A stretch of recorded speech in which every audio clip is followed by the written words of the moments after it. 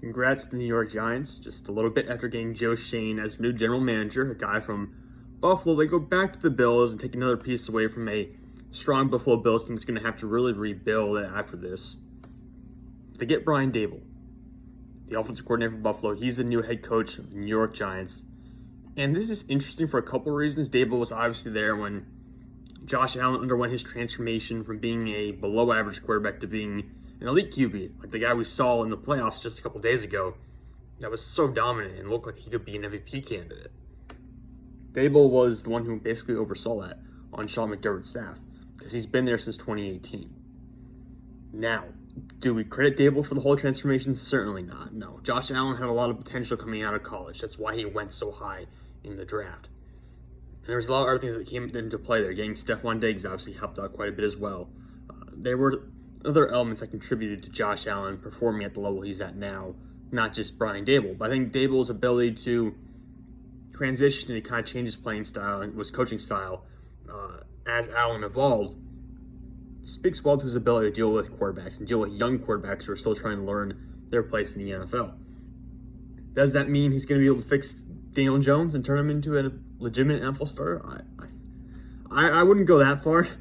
You know, Josh Allen was a historical standout in terms of that just doesn't happen. What Josh Allen was able to do to turn around and turn into an MVP candidate after his first two seasons, that doesn't happen. It just doesn't. Historically, it's an outlier. So I would not expect Daniel Jones to do the same thing. Now, could Daboll make Daniel Jones look like a competent starting quarterback? That's quite possible. And even Daniel Jones, as he is right now, is not an awful quarterback. Not the guy I would want starting for my team, but not an awful quarterback. So you're the Giants. You have to feel pretty comfortable that even if Daniel Jones is not on your roster past this coming season, you still have a guy at head coach who's going to be able to deal with a young quarterback that comes to the door, whoever his replacement is, and be able to help him just adjust to the NFL, learn the game, and maybe tell him, hey, you know, this is what Josh Allen struggled with early in his career, and this is what he was seeing, and this is what we did to adjust for that. And you're also getting a general manager from the same organization who knows the importance of, hey, we have to build out the wide receiver core. Get a star receiver in the building to help our quarterback. Fix the offensive line. Throw assets, including money and draft picks in these areas, and build a team this way. And this is how you get a contender. So you get to have two leaders in your organization who have a lot of experience building a championship contender in the AFC. A team that, arguably, had they played in the NFC, would probably be competing in the NFC Championship game right now, considering the fact that it took Kansas City and Patrick Mahomes scoring a ridiculous number of points and winning the coin toss in overtime to be able to beat them and advance to the AFC Championship game. So the Bills are a very good team.